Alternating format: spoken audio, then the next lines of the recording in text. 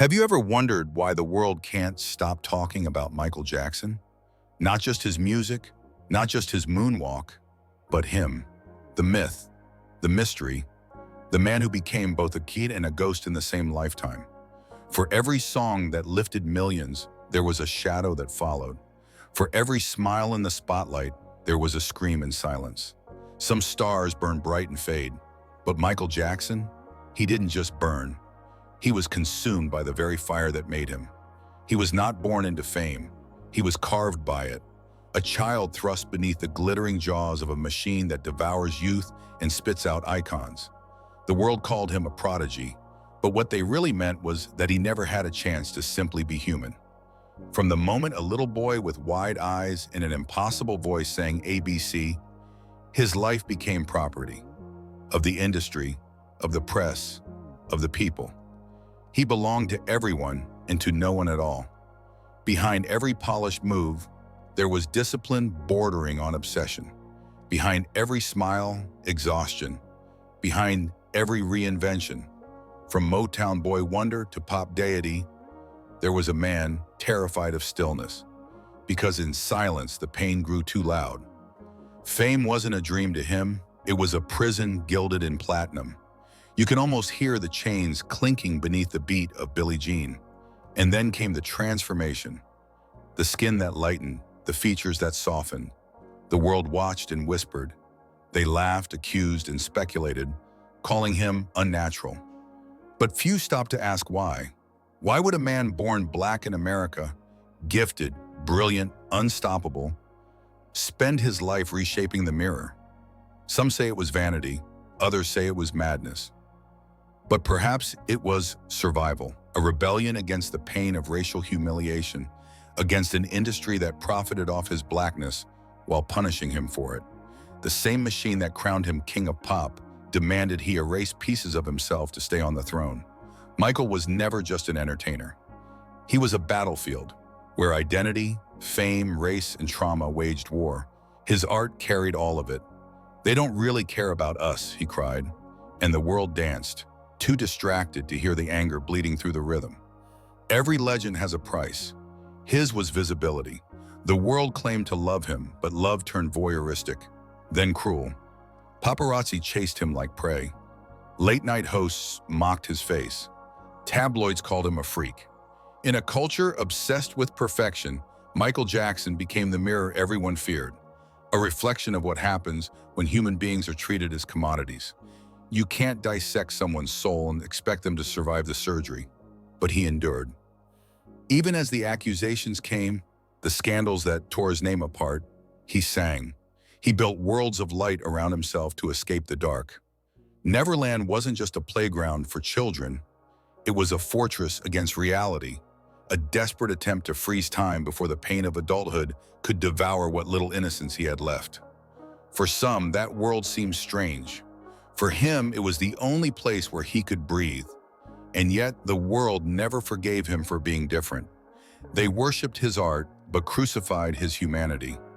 Every genius who breaks the mold must pay the price of misunderstanding. Michael's curse was that his art reached farther than his truth ever could. He became both angel and anomaly, a man whose voice healed millions, even as his own heart fractured in silence. When he sang about love and peace, the world applauded. When he bled truth about injustice, they turned away. Because what he revealed wasn't just about him, it was about us, about what we choose to idolize and what we destroy. Michael Jackson's story is not one of simple tragedy. It is a parable about power, how it seduces, isolates, and consumes. It's about the little boy who danced for survival and the man who sang to be heard by a world that refused to listen. The greatest illusion he ever performed wasn't on stage. It was convincing the world that he was untouchable, even as he broke beneath its gaze. And maybe that's the darkest truth of all, that we didn't just watch his downfall. We needed it, because watching him crumble made us feel human again. It made us forget that it was our hands tightening the noose of expectation around his neck. Michael Jackson didn't just change music, he exposed the world's obsession with beauty, perfection, and pain, and how those things often live side by side. His story forces a question that still lingers. How much of a person are we willing to destroy just to keep their legend alive? When the lights went out and the crowds faded, Michael Jackson faced something no stage could hide: himself. The man beneath the glove, the myth beneath the mask. It's easy to forget that behind the sequins and choreography lived a human being shaped by pain older than fame. For Michael, music was both sanctuary and scream, a way to translate trauma into rhythm, sorrow into sound.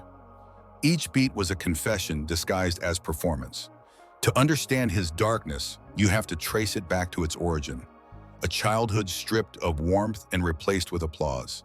His father's hand was both a teacher and a weapon, discipline masquerading as love. The world saw brilliance.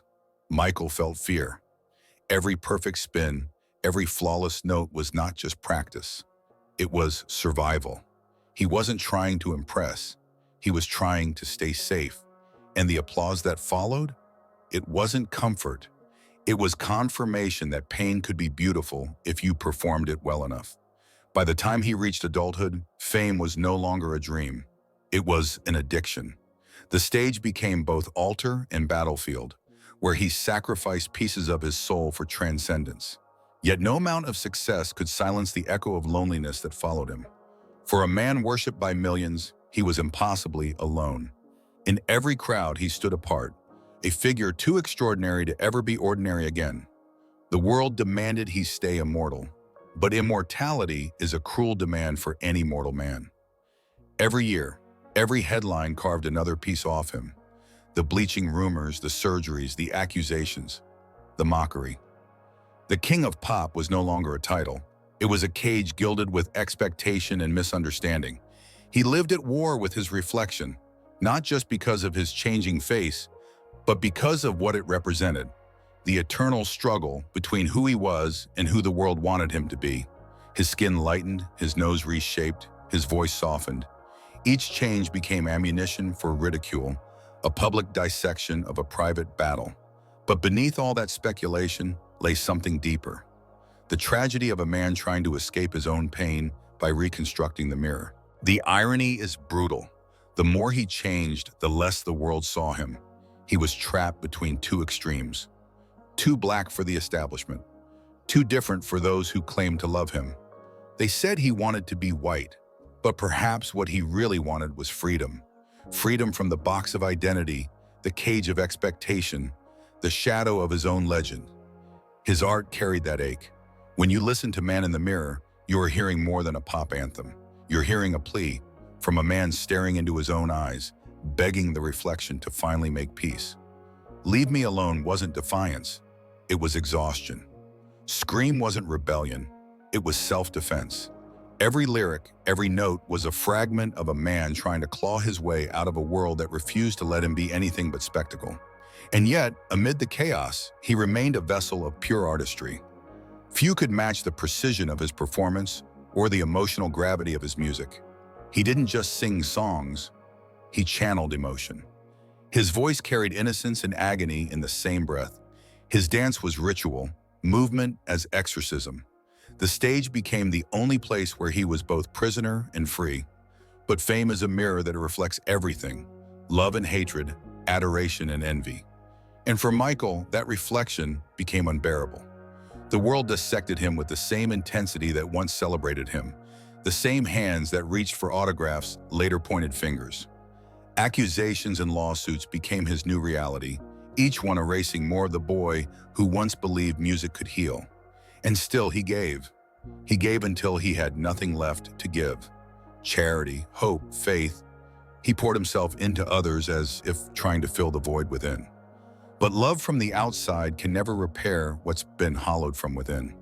His final years were marked by retreat. From the media, from the stage, from himself. Yet even in exile, his presence haunted the culture he built. When Michael Jackson died, the world didn't just lose an artist. It lost a mirror. One that had reflected both the best and worst of us. We mourned him, but not for who he was. We mourned the part of ourselves that had vanished with him. The innocence, the imagination, the belief that art could make us whole. Because that's what Michael represented. Not just talent, but transcendence. He turned pain into poetry, shame into spectacle, and isolation into light. And even when the world misunderstood him, his music spoke a language more powerful than truth. It spoke feeling. But underneath the legacy lies a second dark truth, that the same world that crowned him king was the same one that tore him apart. We celebrated his genius, then punished him for being human. And deep down, we all knew it. We loved watching him rise, but we were addicted to watching him fall.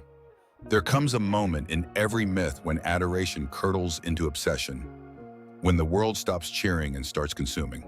For Michael Jackson, that moment arrived long before his final breath. The third dark truth is that fame, once a lifeline, became his executioner. The same spotlight that made him divine burned him alive. The media transformed him from man to monster, twisting every whisper into spectacle. They stalked his silence, hunted his frailty, and called it journalism. Each headline was a public crucifixion disguised as curiosity. They didn't want Michael the artist. They wanted Michael the aberration, a creature of contradictions they could exploit. And every photograph, every soundbite, every late-night joke deepened the wound. They mocked his skin, his voice, his love for children, without ever pausing to ask why a man so lonely might have sought comfort in innocence. They labeled him Wacko Jacko, turning his pain into entertainment. The cruelty was casual, industrialized, and profitable. Behind the cameras, networks and tabloids feasted on his humiliation. It was the cost of celebrity in a world that worships icons only to sacrifice them later. You could say he was destroyed by fame, but that's not entirely true. Fame didn't just destroy him, it devoured him slowly, one misunderstanding at a time. The more he gave, the more it demanded. The world wanted him to stay larger than life, but every god the public creates eventually has to bleed to prove he's real. And bleed he did. By the time accusations came, the kind that no one ever truly recovers from, the line between truth and rumor had dissolved. The world didn't care if he was innocent. They cared that the story was thrilling. They cared that the myth was fracturing. The image of the boy who sang ABC was now tangled with darkness, scandal, and moral panic. The culture needed someone to blame, and Michael was an easy target. Too strange, too powerful, too different. Yet through all the chaos, one truth remains unshaken. He was never allowed to be ordinary. Every smile was scrutinized, every friendship dissected, every movement analyzed for meaning. His humanity was traded for headlines. And the saddest part? He knew. Michael wasn't naive. He saw how the machine worked, but he couldn't stop it. He was both the architect and the captive of his own myth. He once said, "I've been a victim of my fame." Few words ever carried so much weight, because fame in its modern form is not admiration, it's consumption. The public doesn't want to know who you are. They want to own what you represent. And for Michael, that ownership became a kind of spiritual theft. Behind closed doors, he was fragile, a man who carried the scars of childhood into a world that demanded eternal performance. His Neverland Ranch, often mocked as a fantasy land for the eccentric, was never about childishness. It was an attempt to resurrect what had been stolen, a childhood he never lived. The rides, the animals, the laughter, they weren't indulgence, they were medicine. He was trying to build a place where pain couldn't reach him, but the world never understood.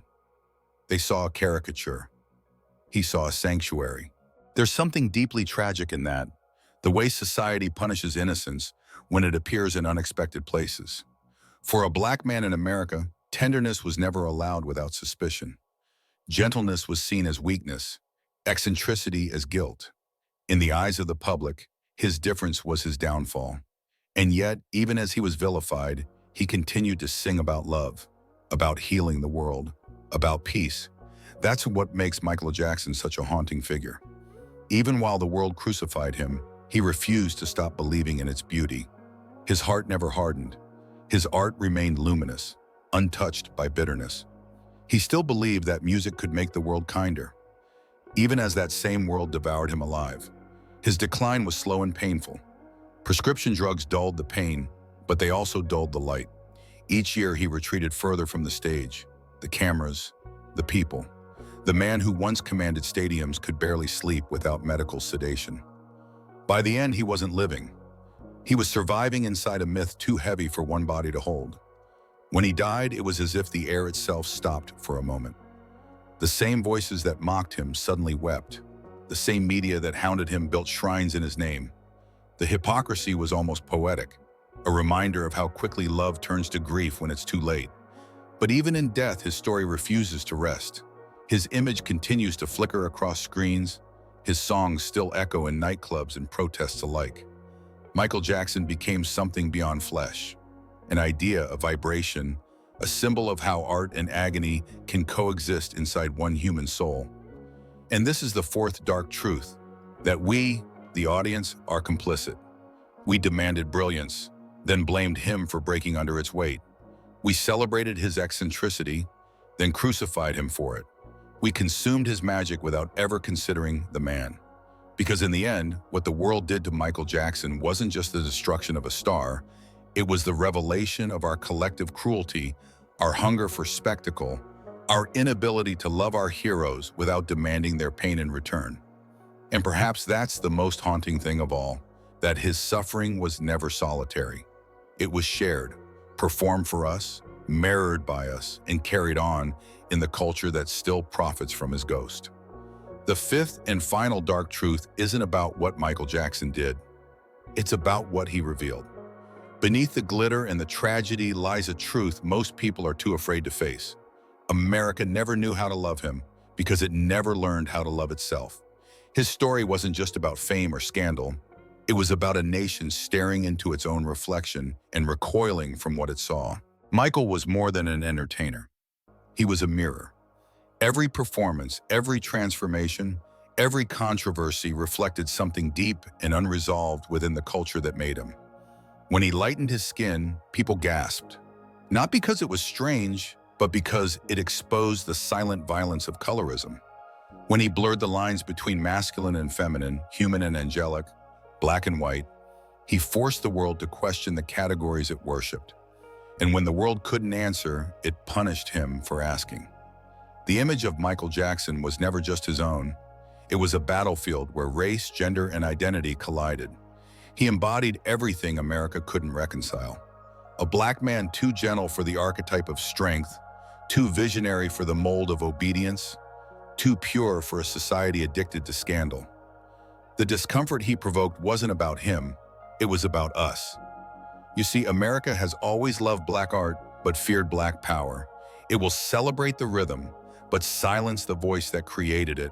And Michael's voice was too powerful, too uncontained, too global. His music crossed borders that politics never could. He made white suburban kids dance to rhythms born from struggle. He made world leaders stand in awe of a man who came from Gary, Indiana. That kind of cultural alchemy frightened people who understood how influence works. Because influence is power, and power in the hands of a black artist has always been seen as dangerous. So they did what history always does. They rewrote him, reduced him, redefined him. They tried to bury his divinity under scandal, to distort his genius with whispers. But even in distortion, the music survived. His art was too pure to be destroyed, too true to be forgotten. And that is the paradox of Michael Jackson's legacy. He transcended the system that simultaneously built and betrayed him. He showed that beauty could emerge from brutality, that innocence could outlive accusation, that even when the body breaks, the spirit continues to dance. When you listen to Man in the Mirror, it feels less like a song and more like prophecy, a challenge disguised as melody. He wasn't asking the world to change, he was begging it to look at itself, to see the child it abandoned, the artist it crucified, the truth it denied. And maybe that's why his words still echo long after the music fades, because they were never just lyrics. They were revelations. There's something sacred about how his story ends. In death, the world that condemned him built altars in his name. Murals, tributes, documentaries, a modern-day resurrection. But even those tributes often miss the point. Michael Jackson's tragedy wasn't simply fame or misunderstanding. It was the failure of a world to honor the tenderness it demands from its artists. He taught us that genius doesn't always look comfortable, that beauty isn't always safe, and that truth, especially Black truth, often comes wrapped in pain. Think about it. The world wanted a pop star, but Michael became something else entirely. A myth, a symbol, a warning. He was the dream and the nightmare of fame, the proof that light and darkness can share the same stage. And maybe that's why his story haunts us still. Because somewhere deep down, we know we played a part. You can feel it when his music plays. That pulse beneath the melody, the ache behind the joy. It's not nostalgia, it's conscience. His art forces you to feel the weight of what was lost. A boy who wanted to heal the world in a world that couldn't stop hurting him. Yet even through all the tragedy, there's redemption in his name. Because Michael Jackson didn't die a victim. He became a myth that outlived the machine. His voice still rises in stadiums. His choreography still shapes generations. His message still moves through time like a heartbeat that refuses to stop. In the end, his life wasn't a cautionary tale, it was a mirror. One that shows how beauty and pain can coexist, how genius and fragility can be the same thing, how even when the world turns its back, truth finds a way to sing. The fifth dark truth is that Michael Jackson never really belonged to the world. He transcended it. He became a symbol of what happens when art becomes divine, when human pain becomes universal language. And though the world may never fully understand him, it will never escape him either. Because every generation will find him again, in the rhythm of a protest chant, in a moonwalk across a glowing stage, in a line of melody that makes you stop and feel. He is the sound of a broken world trying to heal itself. And so the story ends where it began, with a boy from Gary, Indiana, standing in the light, singing to a world that could never truly hear him. Legends may fall, but their truth always rises.